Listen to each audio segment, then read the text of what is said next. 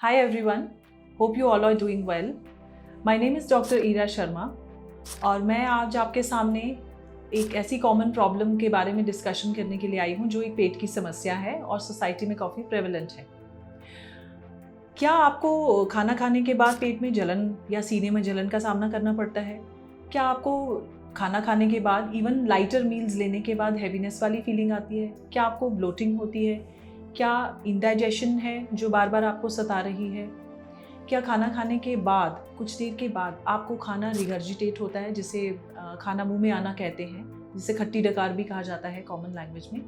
अगर आपको ऐसे सिम्टम्स का सामना करना पड़ रहा है तो आप जो है वो गर्ड नाम की डिजीज़ से ग्रस्त हैं, जिसे GERD या गैस्ट्रोएसोफेजियल रिफ्लक्स डिजीज़ कहते हैं। ये एक ऐसी डिजीज़ है जिसमें एसिड की मात्रा हमारे स्टमक में बढ़ जाती है, जिसे बाइल कहते हैं, और वो बाइल जब खाने के साथ मिक्स हो जाता है, बेसिकली वो खाने के साथ मिक्स इसलिए होता है ताकि मेटाबॉलिज्म हो सके, खाने का पाचन क्रिया अच्छे से हो सके। लेकिन गर्ड के केस में वो जो एसिड है वो उसकी मात्रा ज़्यादा होने की वजह से वो रिगर्जिटेट होने लगता है, उसका रिफ्लक्स होने लगता है। रिफ्लक्स का मतलब है बैकवर्ड फ्लो। खाना जो है वो डाइजेस्ट पेट में होने की बजाय ऊपर की तरफ फूड पाइप में वापस जाने लगता है। हमारे फूड पाइप और स्टमक की जो लाइनिंग है वो बहुत ही सेंसिटिव लाइनिंग होती है, और वो sensitive lining excess of acid की प्रेजेंस की वजह से इरिटेट होने लगती है और उसमें सूजन आ जाती है, जिसे इन्फ्लेमेशन कहते हैं। जैसे ही वो इन्फ्लेमेशन होती है हमें छाती में जलन होने लगती है, जिसे हार्ट बर्न कहते हैं। हम आज जानेंगे कि इसके आयुर्वेदिक उपचार में क्या स्कोप है, कैसे हम आयुर्वेदा ट्रीटमेंट लेके इस कॉमन प्रॉब्लम को, और जो काफ़ी कॉम्प्लिकेटेड है इफ़ नॉट ट्रीटेड, इसका हम कैसे कंफर्टेबली उपचार कर सकते हैं और इससे निजात पा सकते हैं। सो अब जानते हैं हम कॉजेज़। गर्ड क्यों हमारी सोसाइटी में इतना प्रेवलेंट हो रहा है। सो बेसिक इसके कॉजेज़ जो हैं, सबसे पहला तो है लाइफस्टाइल। लाइफस्टाइल हमारा कुछ पिछले डेकेड्स से इतना ज़्यादा चेंज हो गया है कि हमारी फिज़िकल एक्टिविटी बहुत ज़्यादा रिड्यूस हो गई है। हमारा एक्सरसाइज का जो क्वालिटी है वो बहुत कम हो गई है। हमारी वॉकिंग कम हो गई है। हम हर चीज़ में जो ट्रैवल है हम गाड़ी से प्रेफर करते हैं, तो हमारा चलना बहुत कम हो गया।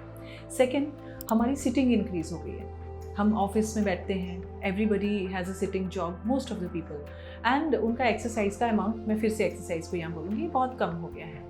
थर्ड, हमारा खाने पे हमारा बहुत ज़्यादा असर हुआ है लास्ट डेकेड में। हम जो खाना खा रहे हैं उसमें मेजरली फ्रोज़न फूड है या पैक्ड फूड है या जंक फूड है, या हम बाहर से खाना ऑर्डर करते हैं। इन खानों में प्रिजर्वेटिव्स हैं। ये फ्रोज़न फूड है जिसमें रिफाइंड फूड्स बहुत ज़्यादा है।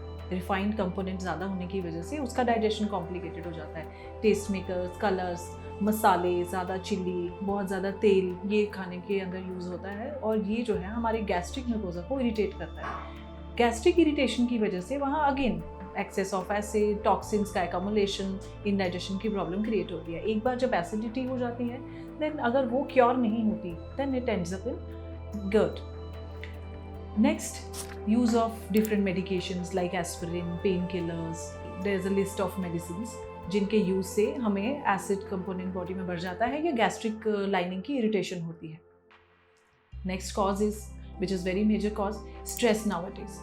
Stress has a major impact on your gut. हमारा जो डाइजेस्टिव सिस्टम है उसका डायरेक्ट कनेक्शन है हमारे माइंड के स्टेटस से। हमारा माइंड जितना शांत, खुश, प्रसन्न रहेगा उतना ही हमारा हैप्पी डाइजेशन होता है। लेकिन जैसे हमारा आजकल वर्क कल्चर हो गया है, we take lot of pressure, या प्रेशर लिया जाता है या दिया जाता है। उसके बाद emotional stress, family stress, there are different types of stress. वो हमारा जो है वो एसिड को बढ़ावा देते हैं बॉडी में।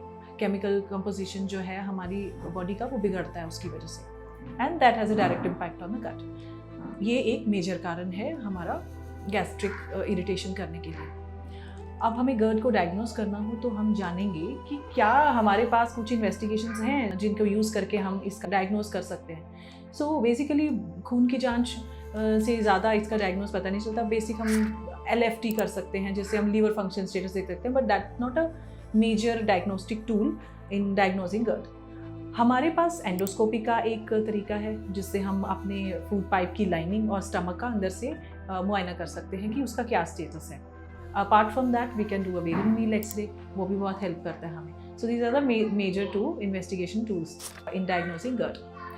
कमिंग टू द ट्रीटमेंट अगर हम बात करें तो हम एंटासिड्स या प्रोटॉन पंप इनहिबिटर्स लेते हैं। आयुर्वेदा की अगर मैं बात करूं, क्योंकि मैं एक आयुर्वेदिक विशेषज्ञ हूं, तो हमारे आयुर्वेद में इसका कारण पित्त का प्रकोप माना गया है। पित्त का बॉडी में एक्सेस हो जाना, जिसे बाइल कहते हैं, इट गिव्स राइज टू गट, और उसी को हम दोषा इम्बैलेंस कहते हैं बॉडी में। हमारी बॉडी में जब दोषा इम्बैलेंस होता है तो वो कोई ना कोई बीमारी को जन्म देती है, और इस केस में हम पित्त का जो है एक्सेस या इम्बैलेंस देखते हैं बॉडी के अंदर। हमारे पास डिफरेंट मेडिसिन हैं, डिफरेंट लाइफस्टाइल मॉडरेशन के तरीके हैं, जिससे हम पित्त को कंट्रोल करके हम एक बैलेंस्ड स्टेट में आते हैं। मानसिक शोक या जो मेंटल स्टेटस है हमारा, या जो मेंटल हेल्थ है हमारी, हम उसको साउंड करके अपने गट हेल्थ को सुधार सकते हैं। Sound sleep is also very helpful in correcting the gastric diseases. मैं आपसे यही चाहूँगी कि हम अपनी जीवन शैली को बदलें, हम अपने जीवन में exercise, right amount of food and the right quality of food should be taken. हमें अच्छा खाना बहुत ज़्यादा मात्रा में नहीं खाना है और हमें बहुत कम भी नहीं खाना है। We take care of our nutrition and we consume a lot of things which are unnecessary for the body. तो हमें ओवर न्यूट्रिशन नहीं करना है अपनी बॉडी में। हमें सात्विक फूड खाना है, जिसका आयुर्वेद में बहुत अच्छे से मेंशन किया गया है। हमें कितनी मात्रा में खाना चाहिए, हमें क्या राइट क्वांटिटी ऑफ फूड खाना चाहिए, किस समय खाना चाहिए, रात को क्या चीज़ नहीं खानी चाहिए, दिन को क्या चीज़ नहीं खानी। जैसे एक बहुत ही बेसिक एग्जांपल मैं आपको दूंगी।